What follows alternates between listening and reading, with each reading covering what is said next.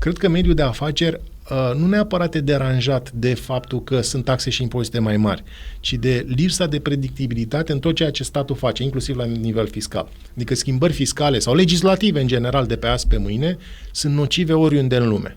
Adică trebuie să revenim la un sistem mai predictibil în care să anunți din timp modificările pe care trebuie să le faci și să le pregătești în sensul în care să faci estimări de impact, să ai discuții adevărate cu cei afectați și să vezi care sunt toate implicațiile posibile a celor modificări pe care le vei face. Deci predictibilitatea pe toate palierele e mai importantă decât nivelul de taxare în sine. Vrem o țară ca afară, dar afară în Europa taxele și impozitele colectate la buget sunt 40-41% din PIB, la noi sunt 28%.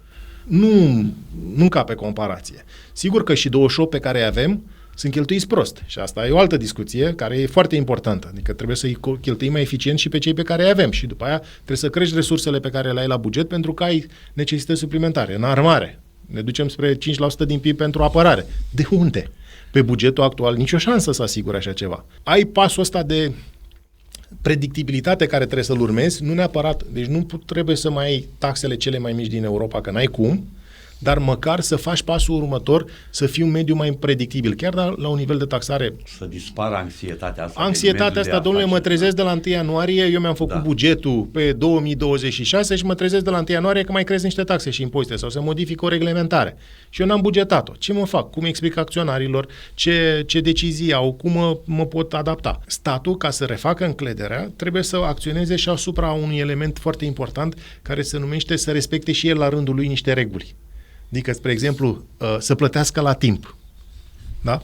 Că aud din ce în ce mai mulți antreprenori care se plâng de lucrul ăsta, că n-au fost plătiți. Astăzi, România este la zi cu rambursările de TVA. Adică astăzi nu există întârzieri, sunt în termenul legal. Dar dacă ne uitam acum 6 luni, erau întârzieri destul de mari. Și întotdeauna statul a jucat cu chestia asta. Când a avut o problemă la buget, a întârziat rambursările, nu și-a plătit facturile. Știm că din 2024 au rămas facturi neplătite în 2025, că din 2023 au rămas facturi neplătite în 2024. Ca să reclădesc încrederea, trebuie să le spun, domnule, eu sunt un partener corect. Legea trebuie să fie lege pentru toată lumea și să nu mai ai ceea ce s-a întâmplat în trecut, să ai așa zise stimulente pentru unii și să ai un tratament inegal pentru... Dom'le, contribuabilul este același și trebuie tratat egal.